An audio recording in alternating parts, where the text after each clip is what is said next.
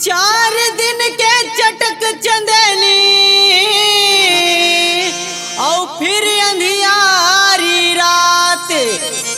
अरे मोटू फिर अंधियारी रात।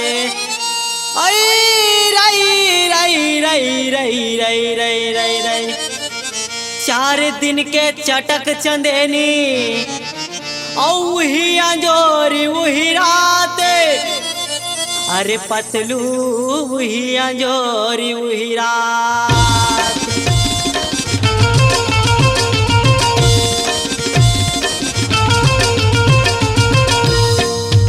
चले हाँ मोट पतलू होल खेले पर जाबो ना। चले हाँ मोट पतलू होल खेले पर जाबो ना। अरे होल खेले पर जाबो रे मोटू होल खेले पर जाबो ना। अरे होल खेले पर जाबो रे मोटू होल खेले पर जाबो ना। एक वट पारा हुआ थे बवाल, एक वट पारा हुआ थे बवाल रे मोटू होल खेले पर जाबो ना।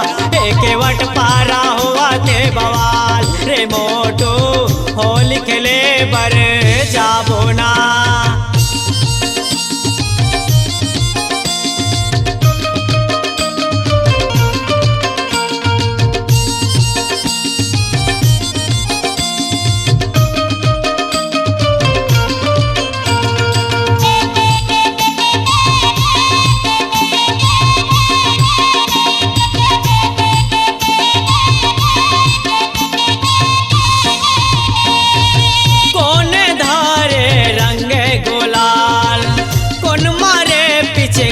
लाल लाल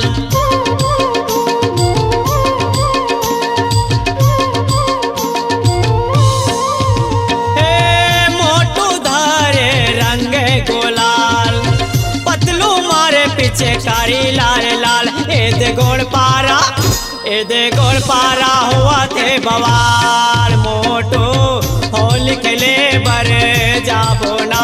एदे गोल पारा हुआ थे बवाल रे मोटू होल खेले बर जाबो ना। होल खेले बर जाबो रे मोटू होल खेले बर जाबो ना। अरे होल खेले बर जाबो रे मोटू होल खेले बर जाबो ना।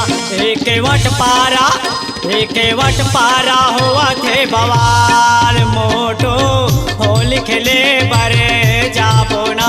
एक वट पारा हुआ थे बवाल रे मोटू होल खेले बर जाबो ना।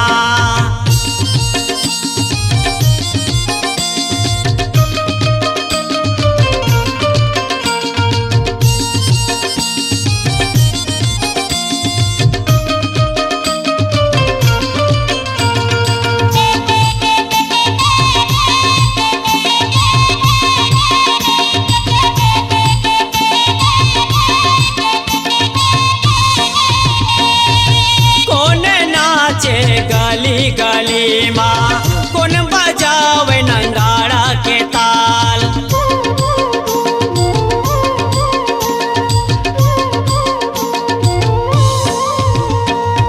मोटू नाचे गली गली माँ पतलू बजावे नंगाड़ा के ताल। ए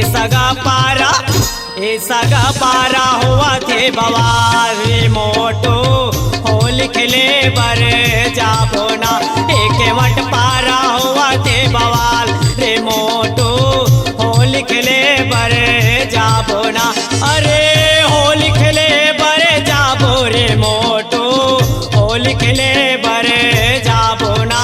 अरे होल खेले बर जाबो रे मोटू होल खेले बर जाबो ना। एक वट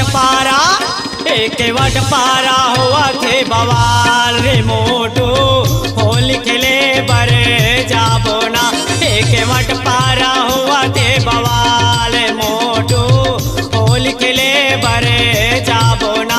ए सगा पारा हुआ थे बवाल रे मोटू होल खेले बर जाबो ना। ए बामन पारा हुआ थे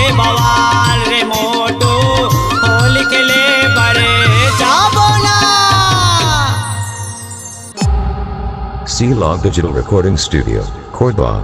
Contact number 99071192215.